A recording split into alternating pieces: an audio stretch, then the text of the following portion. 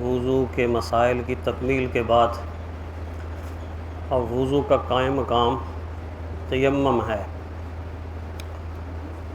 اور تیمم کے مسائل کا آغاز ہو رہا ہے۔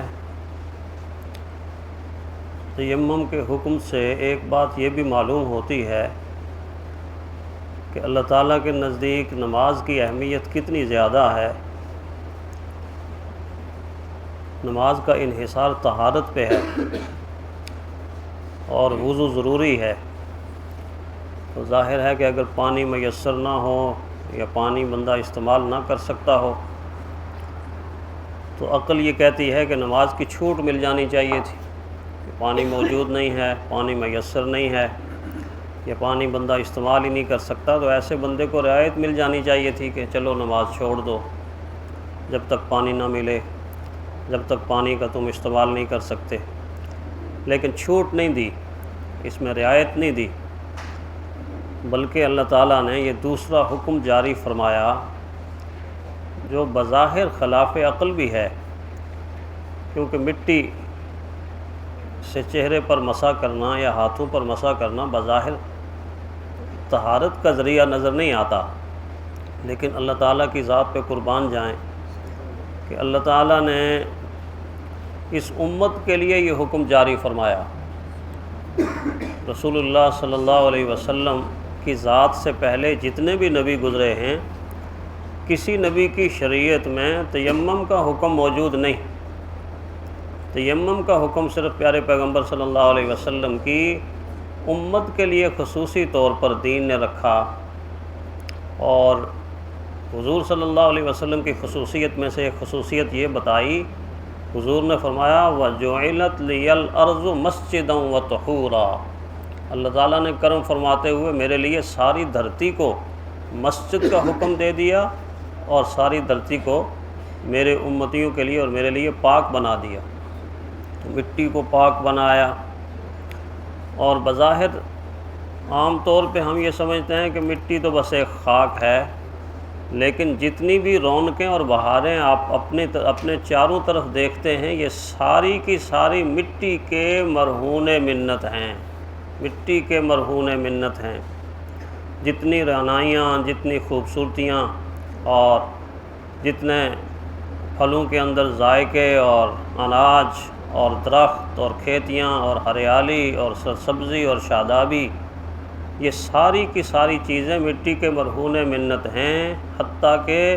میرا اور آپ کا کھانا پینا پہننا، ان سب چیزوں کا تعلق مٹی کے ساتھ ہے۔ اور خود آدمی کا وجود بھی مٹی کا ایک ڈھیر ہے۔ اس کے بارے میں کہا گیا نا کہ آدمی کا جسم کیا ہے، جس پہ شیدا ہے جہاں،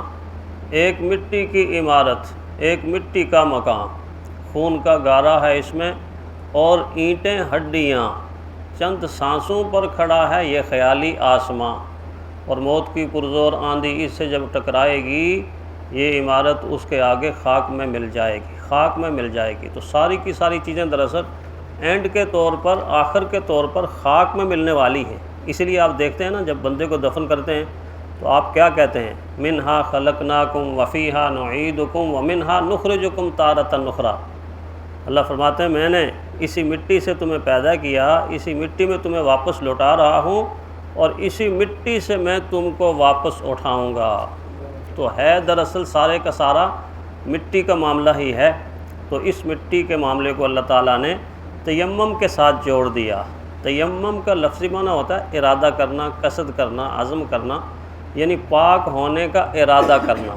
اور تیمم میں ہے اصل نیت ہی، نیت پاک ہونے کی ہوتی ہے کہ میں نیت کر رہا ہوں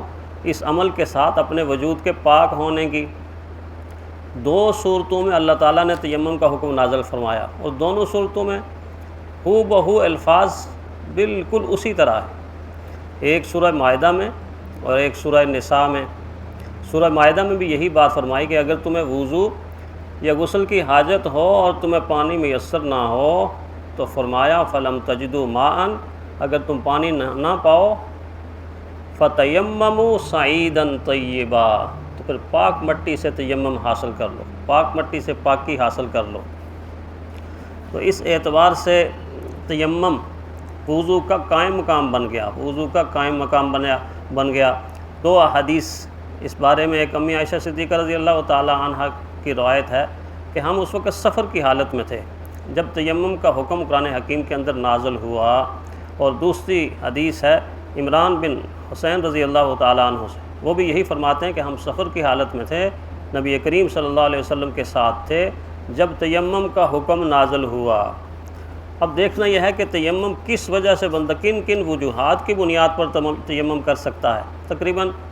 8 عذر عموماً بنتے ہیں، اس سے زیادہ بھی بن سکتے ہیں، لیکن 8 عذر بنتے ہیں کہ جن کی بنیاد پر انسان تیمم کر سکتا ہے۔ پہلی چیز یہ ہے کہ جب کوئی شخص پانی کے استعمال پر قادر نہ ہو،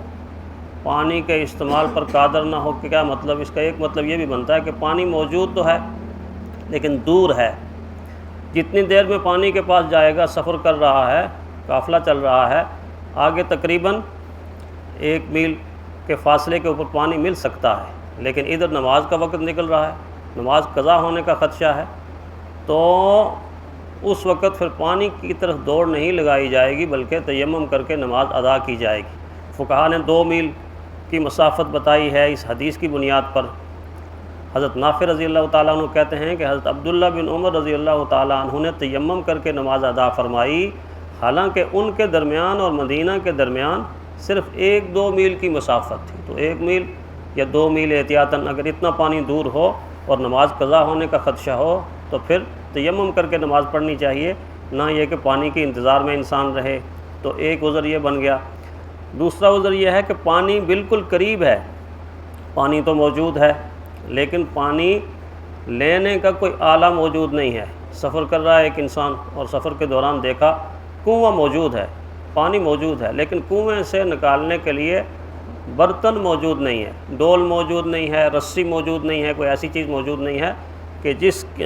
چیز کو استعمال کر کے اس کنویں سے پانی نکالا جائے۔ تو ایسی حالت کے اندر اگر نماز نکل رہی ہے تو پھر انتظار نہ کرے، تیمم کر کے نماز پڑھ لے۔ تیسری صورت یہ بھی بن سکتی ہے کہ پانی موجود ہے مگر اس پانی کے اوپر خطرہ بھی موجود ہے، خطرہ بھی موجود ہے۔ خطرہ کئی قسم کا ہو سکتا ہے، جیسے بارڈر کے اوپر ہوتا ہے کہ چشمہ تو ہے لیکن دشمن کی زد میں ہے، خطرہ ہے کہ وہاں جائے گا گولی چل جائے گی، یا پانی موجود ہے، کنواں موجود ہے، اس پانی کے اوپر کوئی سانپ موجود ہے یا کوئی درندہ موجود ہے، تو اب ظاہر ہے کہ آگے جائے گا تو سانپ کے کاٹنے کا اور درندے کے کاٹنے کا خطرہ ہے۔ تو ایسی حالت کے اندر یہ خطرہ مول نہ لے، تیمم کر کے نماز پڑھ لے۔ اسی طرح ایک یہ وجہ ہو سکتی ہے، چوتھی وجہ، کہ بیمار آدمی، مختلف بیماریوں میں بعض دفعہ ڈاکٹر پانی استعمال کرنے سے منع کرتا ہے، زخم ہے بہت گہرا ہے یا اس قسم کا پھوڑا پھنسی ہے یا اور ایسی بیماری ہے کہ جس میں پانی نقصان دہ ہے، تو ایسی حالت کے اندر وہ تیمم کر کے نماز پڑھے گا، پانی کا استعمال نہیں کرے گا۔ حضرت حسن بصری رحمہ اللہ نے فرمایا اگر کسی مریض کے پاس پانی موجود ہو لیکن اس پانی کو پکڑانے والا کوئی نہ ہو تو تب بھی مریض تیمم کرے گا۔ آپ نے دیکھا نہیں، بعض دفعہ ایسا ہوتا ہے کہ بوڑھے ضعیف لوگ گھر میں ہوتے ہیں لیکن گھر میں پانی پکڑانے والا کوئی نہیں ہوتا، گھر والے یا تو کاموں پہ گئے ہوئے ہوتے ہیں اور یا کوئی عذر اور ہوتا ہے، تو اس کے لیے یہ ہے کہ ظاہر ہے کہ جہاں چارپائی بچھی ہوتی ہے دیوار ہوتی ہے، تو دیوار کے اوپر ہاتھ مار کے تیمم کیا جا سکتا ہے۔ آگے مسائل آئیں گے کہ کن کن چیزوں پر تیمم ہوتا ہے، تو ایسے مریض کے لیے بھی تیمم کرنا جائز ہے۔ یا ایک عذر یہ بھی ہے کہ سخت ترین سردی ہے، شدید ترین سردی ہے، میرا اور آپ کا تجربہ تو نہیں ہے لیکن فوج کے جو جوان جاتے ہیں سیاچن گلیشیئر پر، گلیشیئر کے اوپر جو سردی ہے اس کا عام آدمی تصور بھی نہیں کر سکتا، عام آدمی تصور بھی نہیں کر سکتا۔ وہاں اگر ہم لباس سے، خاص لباس ہوتا ہے وہاں، اس لباس سے باہر زیادہ دیر تک ہاتھ رہ جائیں یا پاؤں رہ جائیں تو ہاتھ اور پاؤں شل ہو جاتے ہیں، سن ہو جاتے ہیں اور معذور ہو جاتے ہیں لوگ، اتنی شدید ترین سردی ہے۔ تو ایسی سردی کے علاقے کے اندر اگر کوئی آدمی موجود ہے تو وہ پانی استعمال نہ کرے بلکہ تیمم کر لے۔ اس بارے میں حدیث بھی موجود ہے، حضرت عمر بن عاص رضی اللہ تعالی عنہ سے روایت ہے کہ ایک شدید ٹھنڈی رات میں ان کو غسل کی حاجت ہو گئی، انہوں نے تیمم کیا اور پھر یہ آیت پڑھی وَلَا تَقْتُلُوا أَنفُسَكُمْ، کہ اپنے آپ کو ہلاکت میں نہ ڈالو۔ یہ آیت پڑھ کے لوگوں کو بتایا کہ اپنے آپ کو ہلاکت میں ڈالنے سے بہتر ہے کہ ایک انسان تیمم کر کے نماز پڑھے۔ اور اسی طرح ایک عذر، ساتواں عذر یہ بھی ہو سکتا ہے قافلہ چل رہا ہے اور قافلے میں پیدل لوگ ہوتے ہیں، اکٹھے جاتے ہیں، اور کوئی ساتھی بچھڑ جائے اس کے لیے بڑی پریشانی ہو جاتی ہے، بڑی مشکل ہو جاتی ہے۔ حج کے ایام میں بھی اکٹھے لوگ مینا میں جاتے ہیں، مزدلفہ میں جاتے ہیں، واپس آتے ہیں، تو جو ساتھی بچھڑ جاتا ہے اس کے لیے پریشانیاں بڑی ہوتی ہیں۔ تو اگر کسی ساتھی کو قافلہ چھوٹنے کا خطرہ ہے کہ میں اگر وضو کروں گا، پانی کی طرف جاؤں گا اور پھر دیر لگ جائے گی، اتنی دیر میں قافلہ نکل جائے گا، تو ایسی حالت کے اندر بھی اس کو فوراً تیمم کر لینا چاہیے اور نماز پڑھ لینی چاہیے، چونکہ تیمم جلدی ہو جاتا ہے۔ اسی طرح اگر آپ سفر کر رہے ہیں اور سفر کے دوران آپ کے پاس پانی موجود ہے، ایسے علاقے سے گزر رہے ہیں کہ جہاں پر پانی اور ملنے کا امکان نہیں، اگر یہ پانی جو آپ کے پاس موجود ہے یہ وضو میں استعمال کر لیا تو آپ پیاس کی وجہ سے پریشان ہوں گے، پینے والا پانی کی وجہ سے پریشان ہو جائیں گے۔ تو ایسی حالت میں پھر انسان پانی بچا کے رکھ لے، پینے کے لیے بچا کے رکھ لے، اور پھر تیمم کر کے نماز پڑھ لے تو اس کی نماز تیمم کے ساتھ ہو جائے گی۔ اب تیمم ہوتا کیسے ہے اور تیمم کن کن چیزوں پر جائز ہے، یہ کل کے درس میں انشاءاللہ العزیز بیان ہوں گی۔ اللہ تعالی ہمیں صحیح عمل کرنے کی توفیق عطا فرمائے۔